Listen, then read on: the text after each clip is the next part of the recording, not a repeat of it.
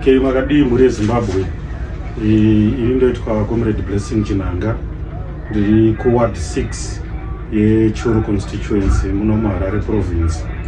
Nyaya yatingade kutaura sara nhasi inyaya yekuti isusu tiri kuward 6 kuno muChuru constituency tiri kusapota 5 yemandate yatakapa president wedu baba vaMnangagwa kuti vatungamirire nyika ino.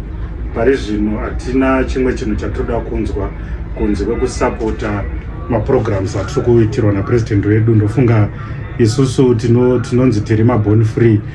Panguva yatakazvarwa isusu tiri maborn free hatina kumboona massive development yakaita sekugadzirwa kwemaroads muZimbabwe munomu. Ndofunga tine nguva yatakambosvika yekuti around kuna 2008 zvichidaro road yaiuraya vanhu nekushata, vanhu vachitiza mapotholes, vanhu vachidii.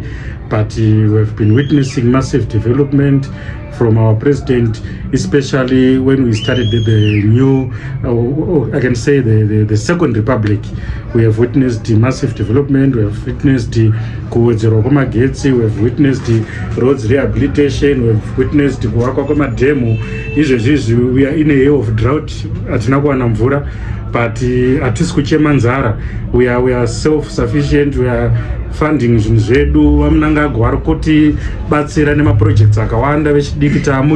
Tamumamines, takukwanisa kuita mining, takukwanisa kutengesa mumashops, taane zvinhu zvedu zvatanazvo zvatiri kusapotwa neSecond Republic.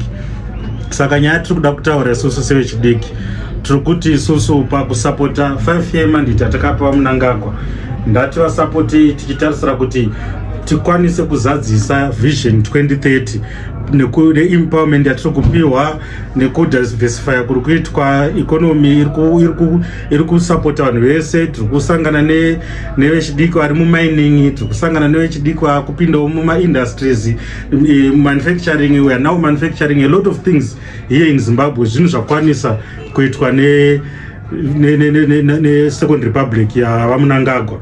Saka isusu sevechidiki tiri kutaura kuti pachigaro pavaMnangagwa ndapambosiyiwa pakadaro, timbofamba nawo. Ukamira pachigaro chavaMnangagwa unotyohwa nekuti tiri kutaura nyaya yekuti development tiri kuiona. Hazvisi zvinhu zvokuti tingavhunzi. Maroads pese iri kugadzirwa nayo maroads tiri kuiona tese. Then tichisimbisa nyaya yesummit iri kuuya yeSADC, the 44th SADC summit. Tinoda kutaura kuti vakomana ngatisapotei mukana watapiwa kuti president wedu as the head of state and government vatakapa mandate 2023 vatendwa neAfrica neSADC, Southern African Development Committee, kuti vatungamirire vari chairperson weSADC. Izvozvo zvichasimudzira economy panguva yavachange vari chairman, zvichasimudzira kunyangwe kufamba kwedu kwatinoita muSADC. Tinenge tiine mafambiro akanaka nekuti nyika yedu yarangarirwa kuti tive nemutungamirira nevision, tive nemutungamiriri achange achipa gwara pakufamba kweSADC. Saka nekuda kwaizvozvo tiri kukurudzira kuti pachange pachiitwa musangano weSADC, isusu seyouth yemusangano weZANU-PF uye sevechidiki vemuZimbabwe vane zvinhu zvinobatika zvavakabenefita, we are saying no to violence. We don't want any violent behavior. We don't want any acts of sabotage. Tichange tiripo, we are going to be very vigilant. Tichitarisa kuti chii chirikuda kuitika isusu semayouth. Anything chatinodetecta kuti chichakashata, we will not hesitate to step in kuti ti-maintain order munyika munomu, tichisapota vaMnangagwa pavachade vachitituma kuti titambire vaenzi. We are there for him. We are there to support our president. vaMnangagwa hoye, pachigaro chaMnangagwa apamirwe ukamira unojorwa pasine mhandu. Thank you so much.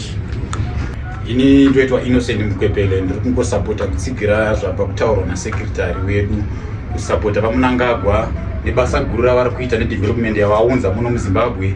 Zvinhu zviri kufadza, even isusu mayouth tiri vanhu tiri kunzwa kufara, even maprojects, maroads nezvakawanda zviri kubatwa nebasa riri kubatwa navaMnangagwa. Tiri kusapota even zvese zvavari kubata zvangasingatarisiriwo, even isusu tine zviri kuitawo, even mayouth mazhinji vane zvavava kuita zviri kufadzawo, even vabereki vana vanga vakuita zvemutoriro zvekudhakwa izvino zvazhinji vane zvekuitawo mumaprojects even kutengesa vakawana zvekuita saka zvinhu zvinofadza izvo zvanga tisingatarisiri zvingawanike zvichiitika saka tiri kusapota kuti even pane zvinoda kuitwa takamira tichida kudefenda kuti zvese zvinoda kuitwa tichimirira kuti zvisava zvinodistebwa semayouth tine mufaro muzhinji kuti tive nevision 2030 kutaura napresident vedu tichivasapota kusvika zvatiri kushuvira zvazadziswa sekutaura kwavari kuita vamunangagwa pamberi navamunangagwa pachigara chavamunangagwa akamirwa unotyohwa paso nemhandu pasi nadzo.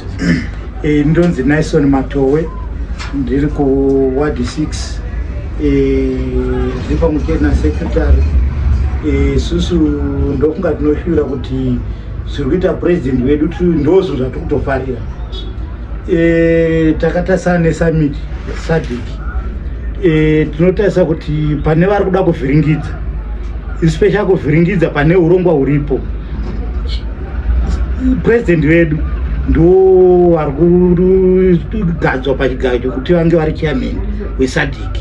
Saka tiri kuti anenge ada kumiramira mutauni especially pazviri kuitwa panguva inoi uyo anotyorwa hatitombodi munhu anovhiringidza nekuti zvinhu zvataishuvira nezvatiri kushuvira zviri kuzadzikiswa.